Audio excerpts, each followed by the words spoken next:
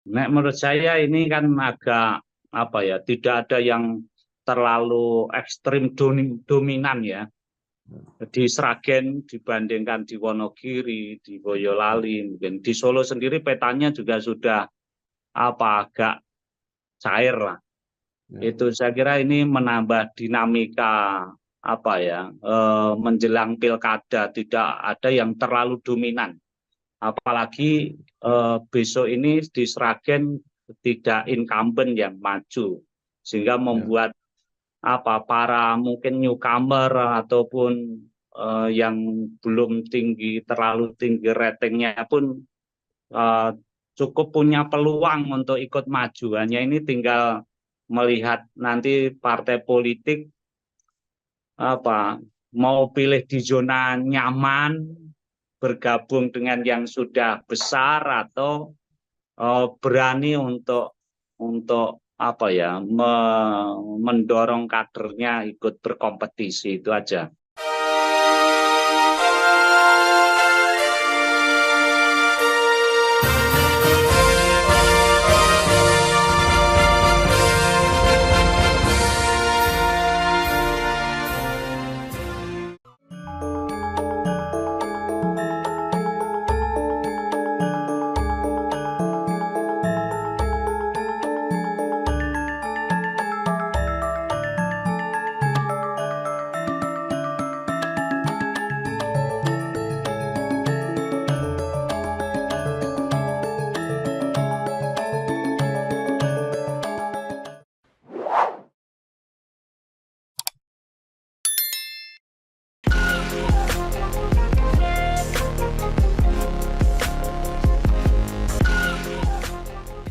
Assalamualaikum warahmatullahi wabarakatuh.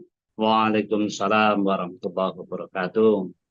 Salam sejahtera untuk kita semua. Bersama saya Bambang Sadrono di kanal Inspirasi Jawa Tengah. Mudah-mudahan kanal ini selalu bisa memberi inspirasi, motivasi, dan edukasi. Kami sedang mempersiapkan beberapa video wawancara untuk ikut menyambut Pilkada serentak tahun 2024, termasuk pemilihan Bupati dan Wakil Bupati Sragen 2024-2029. Saya sekarang bersama dengan seorang tokoh Sragen yang mungkin bisa memberi banyak informasi atau wawasan mengenai suasana pilkada di Sragen, yaitu Bapak Dodok Sartono, SEMM. Beliau saat ini adalah Sekretaris Pimpinan Wilayah Muhammadiyah Jawa Tengah. Apa kabar Pak Dodok? Alhamdulillah baik Pak Babang, sehat pokoknya. Ya, Puasa amin. tetap semangat. Semangat.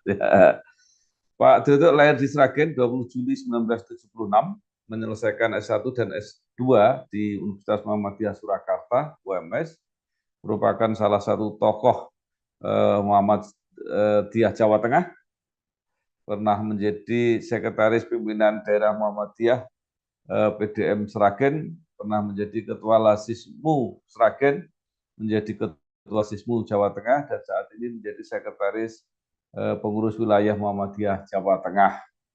Pak Dodok mungkin bisa cerita sedikit mengenai perjalanan karir. Kalau nggak salah pernah aktif di KPU Sragen, Pak Dodok ya. Oh iya, setengah periode. Nah, sampai sekarang jadi pimpinan Muhammadiyah di Jawa Tengah. Apa saja yang dilakukan selama ini? Silakan Pak Dodok. Oh iya. Terima kasih Pak Bambang yang memberikan kesempatan untuk ikut ngobrol berkaitan Sragen. Dan saya dari bagian Sragen juga mudah-mudahan ikut bisa berkontribusi pada Sragen walaupun mungkin sangat kecil. Kalau saya memang sejak kecil SMA Pak Bambang dibesarkan di lingkungan Muhammadiyah.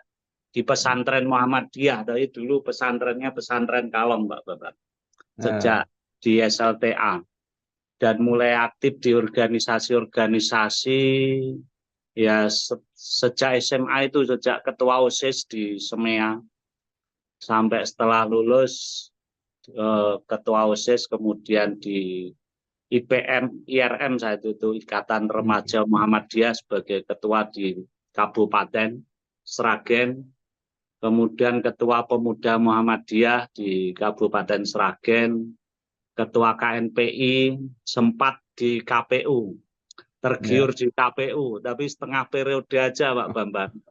Saya mundur, kayaknya bukan habitat saya di lembaga-lembaga pemerintahan dan politik, sehingga saya terus mundur dan kembali ke Muhammadiyah. Saya juga sempat dulu di reformasi awal-awal di Panwaslu Kabupaten. Saat itu masih Panwaslu, kalau sekarang Bawaslu. Itu, dan di Sragen, pernah di Basnas, juga di Lazismu. Alhamdulillah Lazismu Sragen terbaik Jawa Tengah. Kemudian diminta untuk memimpin Lazismu Jawa Tengah. Dan alhamdulillah Lazismu Jawa Tengah menjadi Lazismu provinsi terbaik nasional. Nah, kemudian dipercaya oleh bapak-bapak untuk di sekretaris wilayah Muhammadiyah Jawa Tengah. Nah, itu. Dan memang ini di jalur sosial, di jalur gerakan sipil Pak Bambang. Pernah ikut tahun berapa ya? Ya 2010, 2009 ikut gerakan-gerakan jalanan, demo, yaitu dulu waktu muda. Nah itu, dan sejak sekarang ikut memperhatikan aja perkembangan Sragen. Saya kira memang cukup dinamis di Sragen ya.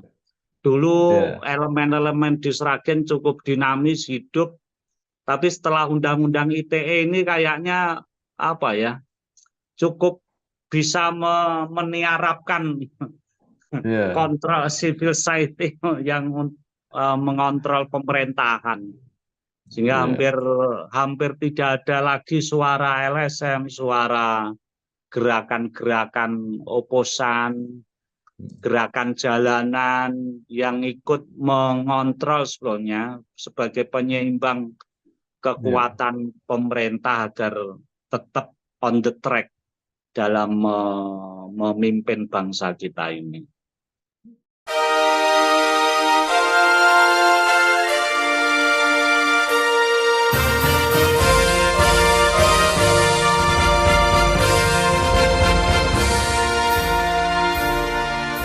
Selain di kegiatan organisasi, kegiatan sosial, Pak Dodo ini kan juga bisnis yang cukup sukses.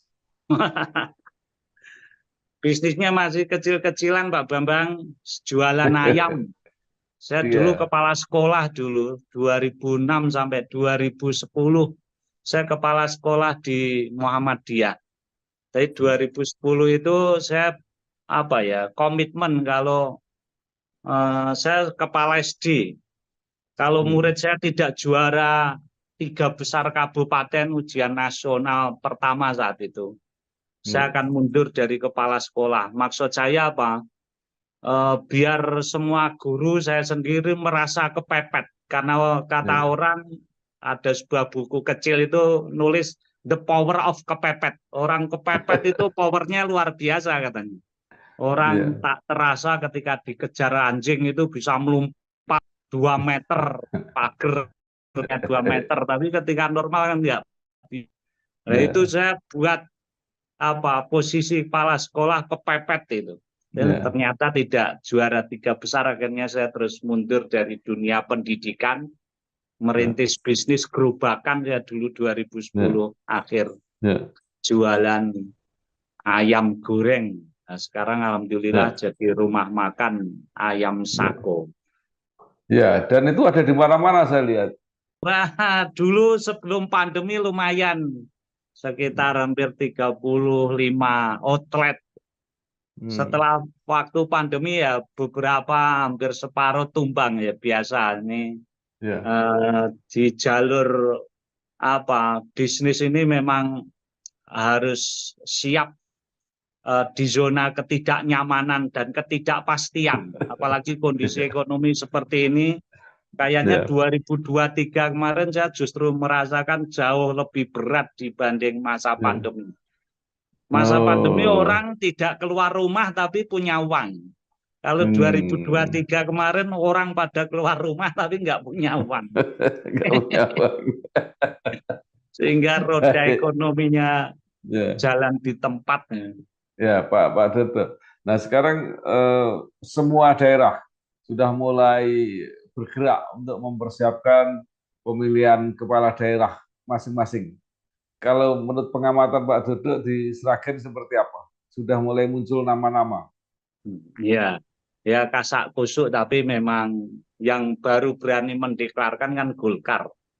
Oh, Ya, yang baru mendeklarkan secara resmi, walaupun kasak kusuk beberapa tokoh saya lihat mulai ya setelah peta kursi DPRD ini jelas kan mulai ya ke sana ya, kemari untuk menggalang suara tiket untuk masuk mendapatkan tiket apa calon cabub cawabub, karena minimal kan saya hitung-hitung sekitar perlu 10 kursi. ya, Golkar sendiri yang sudah mendeklarkan kayaknya juga masih perlu tambahan partai lain untuk ya. bisa punya tiket. Nah, kalau menurut Pak Dodo hasil Pileg 2024 ini semakin apa memperbesar kemungkinan banyak calon atau seperti apa?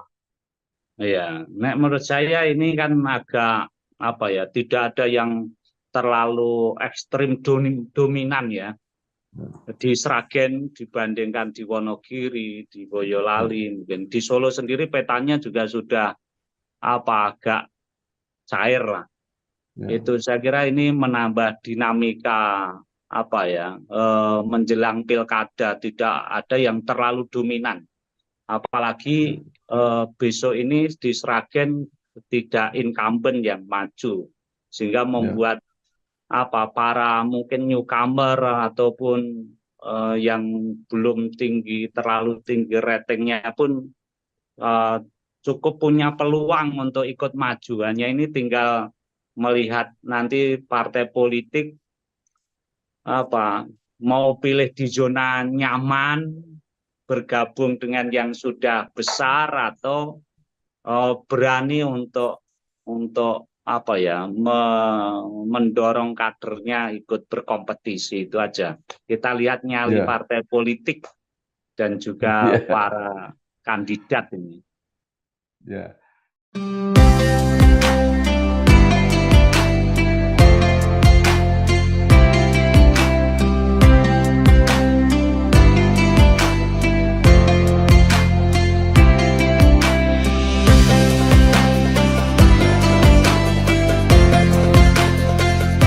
Di Sragen kelihatannya yang masih bisa mencalonkan sendiri adalah PDIP dan Bu Yuni yang petahana yang tidak nyalon eh, sudah melihat bahwa adiknya Mas Bowo dari PDIP juga akan nyalon.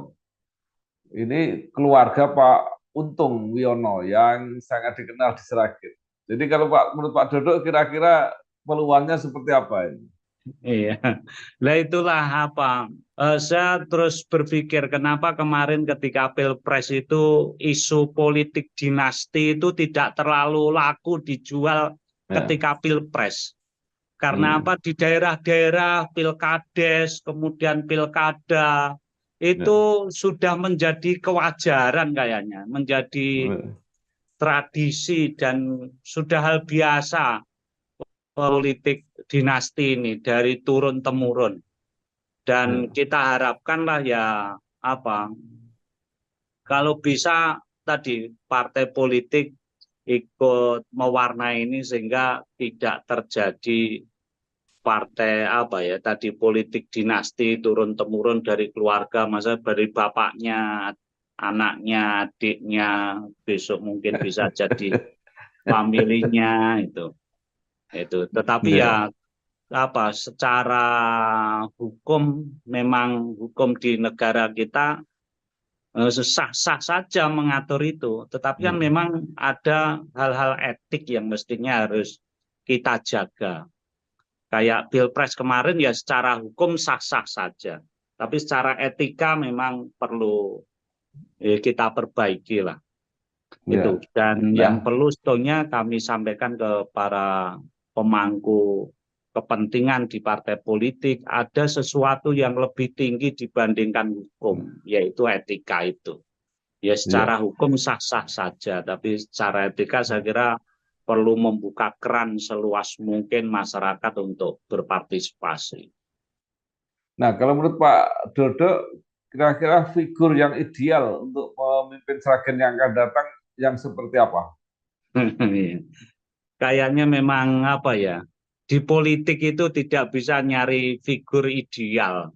Kayak kita di Pilpres kemarin ya, kita kan bukan mau mencari peserta cerdas cermat, sehingga kadang pandai aja nggak cukup itu. Kecuali kalau peserta cerdas cermat pandai cukup. Paling tidak kalau yang sering disampaikan ketua saya itu apa? Paling tidak punya 3 hal itu katanya. Harus punya apa? Isi kepalanya ada, artinya cerdas, tapi juga ingat harus punya jumlah kepala yang cukup. Tapi isi kepala dan jumlah kepala ternyata melihat Pileg Pilpres kemarin nggak cukup kalau tanpa isi tas. Jumlah kepala yang sudah dibina bisa rontok. Tapi gini, menurut saya memang satu ya, Sragen itu kan bagian dari Indonesia. Maka juga harus mengikuti visi secara nasional, yaitu visi Indonesia Emas 2045 ini yang penting. Bahwa bangsa kita pengen menuju 2045 itu sebagai momen emas kemerdekaan bangsa kita dengan cara apa? Meningkatkan kesejahteraan, pemerataan, baik pendidikan, kesehatan, akses sosial, akses ekonomi, itu kita harapkan kan meningkat. Maka di tingkat kabupaten saya kira harus menyelaraskan itu. Sehingga perlu juga pemimpin-pemimpin yang bisa menyelaraskan visi kebangsaan menuju 2045 ini. Selain pemimpin ke depan mesti juga harus bisa menjadi pemersatu perbedaan di Sragen. Saya lihat kan ya cukup dinamis lah di Sragen itu. Dari perbedaan agama, perbedaan mungkin apa budaya, perbedaan kepentingan, bahkan mungkin sejak perseteruan dulu Bupati Sepuh kita itu sekarang masih cukup apa ya, cukup hangat. Maka gimana figur-figur ke depan pimpinan Sragen bisa menyatukan itu penting. Ya, Sragen saya kira kalau dipertentangkan terus ini saya yakin tidak akan maju-maju. Maka perlu figur itu. Selain mensejahterakan, memakmurkan, memberikan akses yang sama pada masyarakat, juga bisa pemersatu bagi masyarakat Sragen.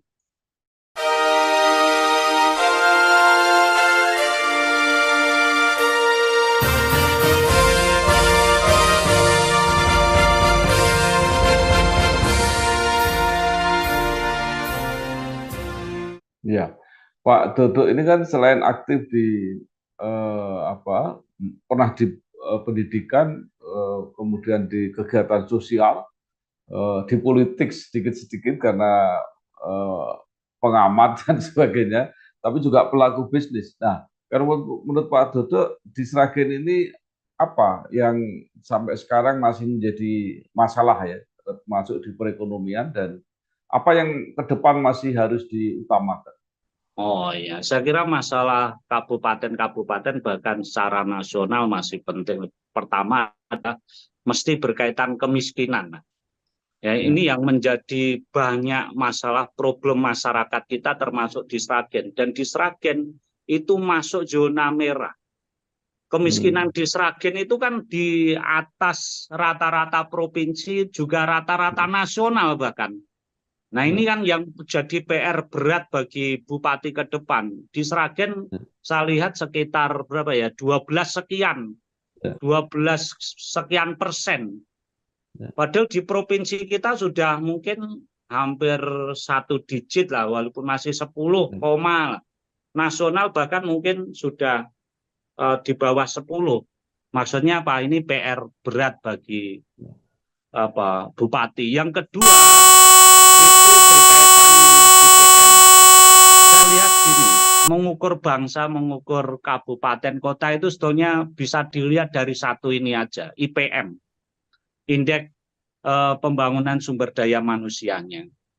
Karena ini penting, dan indeks IPM ini kan sudah mengukur dari pendidikan karena dari melek bacanya, dia mengukur dari kesehatan karena dari unsur kesempatan hidupnya. Kemudian yang ketiga juga mengukur dari sisi ekonomi karena melihat dari per kapita. Maksudnya IPM ini bisa melihatlah seberapa sejahtera, seberapa makmur, seberapa bahagianya masyarakat itu. Dan Sragen saya akui pertumbuhannya sebetulnya bagus pertumbuhannya.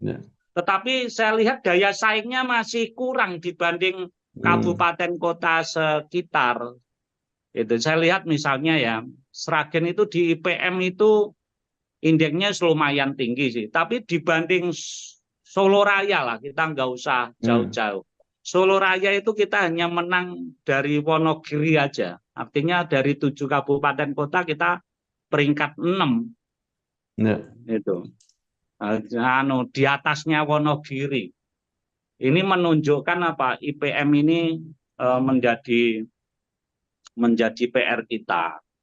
Dan yang ketiga PR-nya sebetulnya semuanya sudah muaranya di IPM.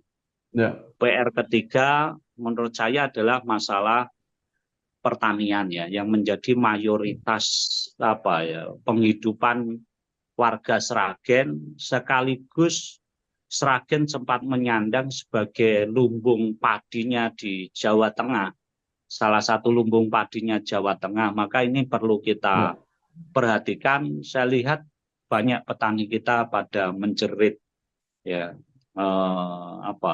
lahannya berkurang karena mulai dikaplingi, kemudian pupuknya tidak hanya sekedar mahal tapi sulit. Nanti belum pasca panennya yang juga sulit. Ini yang menjadi PR. Dan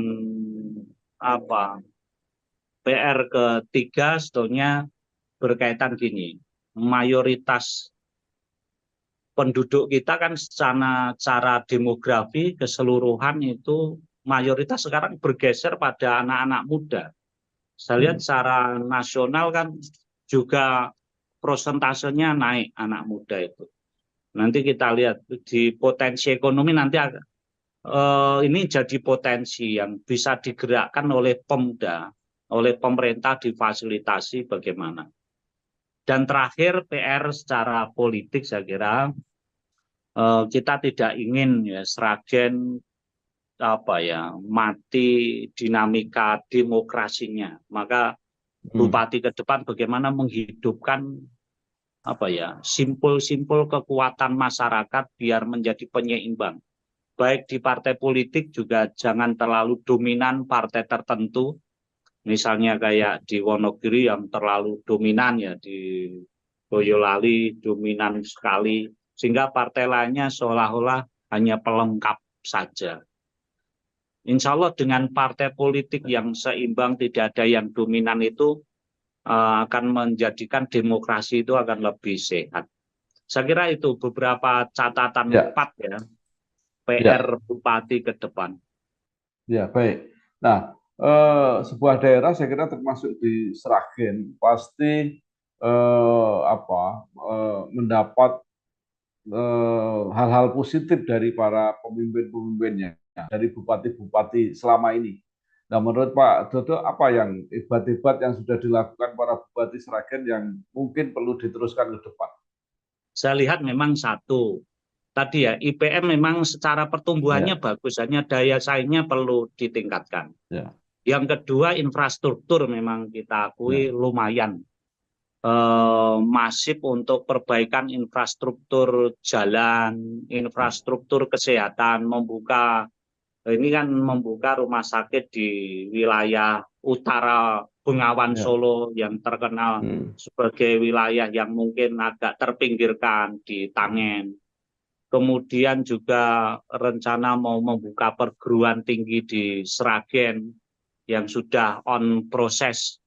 Saya kira itu hal-hal bagus, termasuk peningkatan infrastruktur pelayanan di rumah sakit, tenaga medis, dan yang ketiga adalah pelayanan di perizinan dan investasi. Saya lihat ini cukup bagus lah dan perlu dilanjutkan terus, walaupun memang akan terjadi ketimpangan. Sisi lain infrastruktur digenjot, otomatis mesti APBD, saya hanya memprediksi APBD kita agak boncos mesti.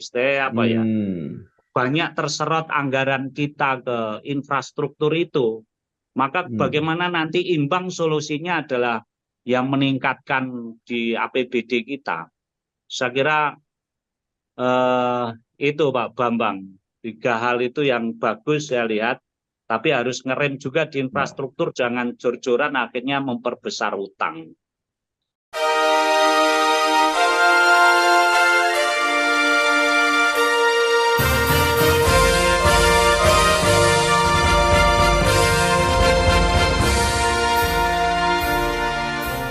Ya. Nah, kalau dari segi potensi ekonomi, Pak, karena saya mendapat kesan bahwa masyarakat Sragen ini juga cukup kreatif. Artinya kalau tidak tertampung di kampung halaman sendiri misalnya, itu kan semangat merantaunya luar biasa. Nah, itu potensi-potensi itu apa yang masih bisa dikembangkan dari Sragen? Sebetulnya gini, saya melihat pemerintah tadi dari pelayanan perizinan dan investasi menggait investor itu cukup bagus. Hanya kadang tidak diimbangi dari kesadaran masyarakat berkaitan kemudian ketika investor sudah siap masuk Sragen, tanah jadi mahal misalnya. Nah itu kan jadi problem juga. Nah itu.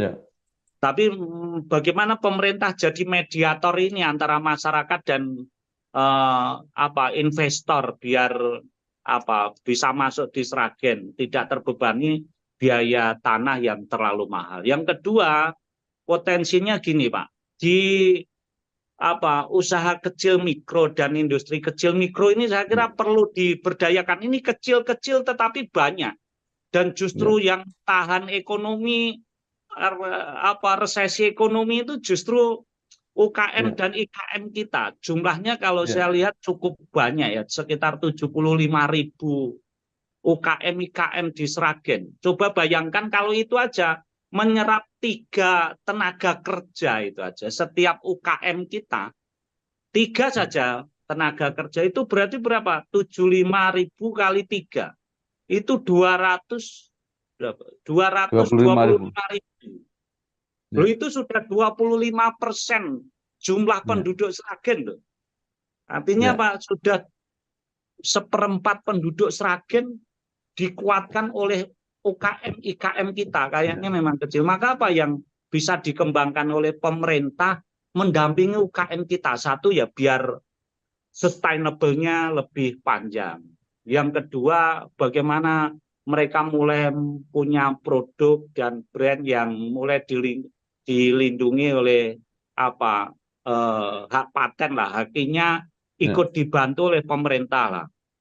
Kemudian termasuk penampilan packaging yang sederhana, kemudian marketingnya dibantu, difasilitasi. Saya kira kayak pemerintah membuat kadang Car Free Day, kemudian membuat market-market yang bisa diakses oleh UKM. Saya kira ini bentuk kepedulian pemerintah. Saya sendiri di Sragen membentuk namanya Sekolah Bisnis Sragen, Pak Bambang. Memang untuk anak-anak muda di bawah umur 40 tahun. Setiap angkatan 50 orang. Ini sudah angkatan 14. Dan ini saya kira penting pemerintah memberikan perhatian pada komunitas-komunitas seperti ini. Itu. Dan tadi yang saya katakan di depan tadi, potensi anak muda di kita itu yang menurut data demografi saya lihat yang umur 17 sampai 21 tahun itu hampir 50%. Itu.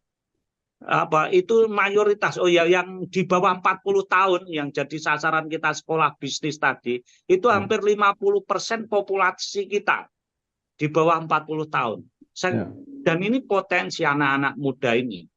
Dan cara bisnisnya tidak seperti cara bisnis saya dulu konvensional. Tidak perlu modal besar karena investasi tempat dan lain sebagainya. Nah, itu yang kedua. Ketiga, jadi tadi bagaimana investasi luar permasalahan tanah bisa teratasi. Dua, UKM-IKM kita yang jumlahnya banyak bisa menyerap sampai 1/4 jumlah penduduk kita. Yang ketiga, anak-anak muda ini bagaimana memberdayakan sehingga anak-anak muda kita tidak mimpinya jadi pegawai terus. Komunitas kayak sekolah bisnis Sragen itu saya kira perlu dikembangkan, kalau perlu difasilitasi Pemda itu. Dan yang terakhir mesti tadi ya, potensi berkaitan pertanian kita yang menjadi mayoritas pekerjaan penduduk di Sragen itu perlu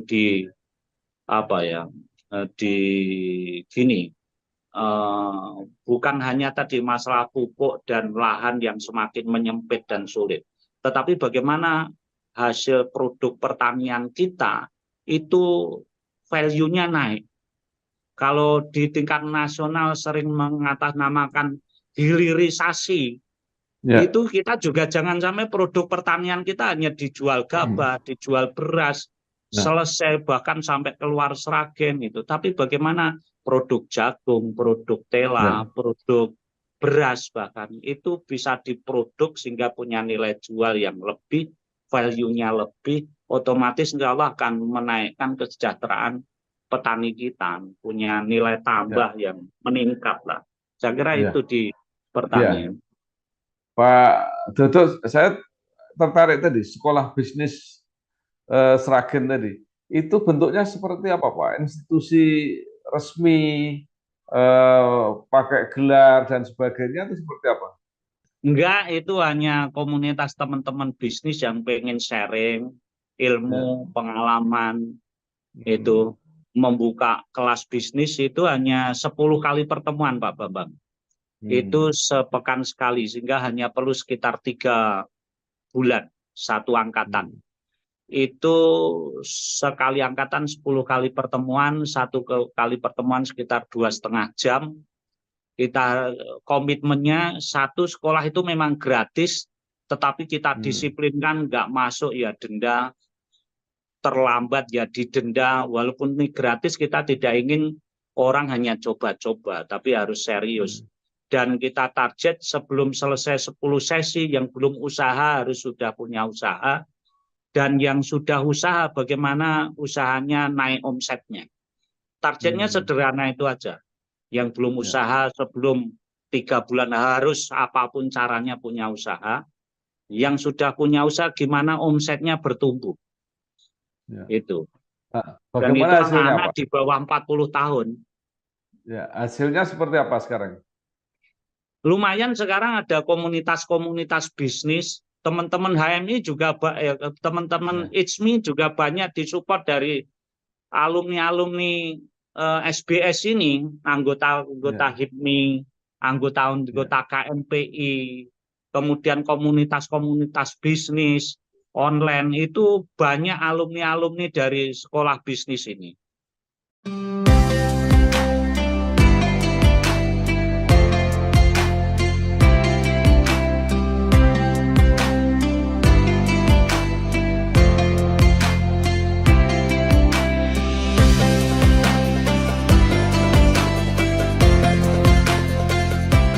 Terakhir Pak Dodo, sekarang pendidikan tadi dengan banyak ide tokoh yang sudah berpengalaman kemana-mana, apa yang ingin disarankan kepada masyarakat Sragen untuk memanfaatkan momentum pemilihan kepala daerah ini supaya 5 tahun ke depan akan membawa kehidupannya yang tentu harus lebih baik dari sekarang?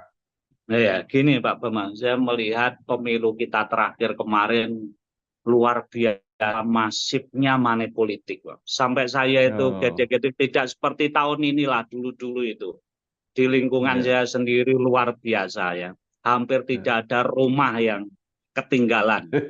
Kalau dulu ada istilah serangan fajar, itu Ya. kan dalam hati orang masih sembunyi-sembunyi. Kalau ini tidak hanya Ya. serangan fajar, serangan tengah Ya. hari dan terang-terangan. Eh. Artinya apa?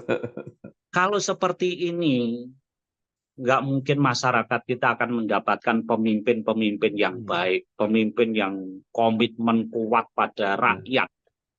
Maka saran saya pada masyarakat, mari kita gunakan ajang politik pesta demokrasi ini dengan sebaik mungkin untuk memilih pemimpin-pemimpin yang betul-betul kredibilitasnya tinggi, kemudian komitmen pada rakyatnya tinggi, tidak hanya NPWP, nomor piro, wani piro, ini sudah kayak mendarah daging dan jadi budaya. Tapi kalau Ya. tidak kita mulai dari kita sendiri, dari komunitas-komunitas kecil, mau mulai kapan? Mari kita ubah itu. Saya kira masih banyak masyarakat kita yang berhati nurani baik, tidak mementingkan uang 50, 100 ribu. Bahkan kemarin saya lihat banyak caleg yang shock karena sudah bina tahunan ternyata kalah di hari-hari terakhir karena 100 ribu itu. Ini Ya. ini bagi masyarakat kita ya ini kayak telur sama ayam lah. Ini yang memulai siapa dulu ya sulit, tetapi harus kita lingkaran setan ini harus kita pangkas dari kita sendiri, masyarakat Sragen. Kalau pengen mendapatkan pemimpin yang baik ya jangan hanya transaksional dalam waktu dekat lah itu. Yang kemudian kita menggadaikan Sragen ini 5 tahun ke depan hanya dengan 100 ribu rupiah yang habis sekali duduk. Itu aja saya kira untuk masyarakat, dan saya Baik. kira sisi partai politik juga ke depan calonnya siapapun harus mengedukasi masyarakat dengan baik. Saya lihat di Pilpres kemarin variatif sistem kampanyenya, saya kira saya senang ada capres yang mulai mengedukasi masyarakat dengan hal-hal yang positif. Itu saya kira perlu juga di pilkada calonnya siapapun melakukan kampanye yang tidak sekedar pembodohan pada masyarakat, Ya. tetapi melakukan edukasi pada masyarakat. Baik. Itu Pak Bambang. Terima kasih. Ya, terima kasih sekali Pak Dodok Sartono, SCMM, Ya, Sekretaris terima Pimpinan kasih. Wilayah Muhammadiyah Jawa Tengah. Banyak sekali yang kita dapatkan, termasuk bagaimana memotivasi masyarakat untuk memilih pimpinan yang terbaik, yang bisa diandalkan untuk menjawab persoalan-persoalan mendatang, dan tentu kuncinya adalah mendatangkan kesejahteraan. Sekali lagi terima kasih Pak Dodo. Terima kasih Pak Bambang. Sukses, Sukses selalu. Wassalamualaikum warahmatullahi wabarakatuh. Waalaikumsalam warahmatullahi wabarakatuh.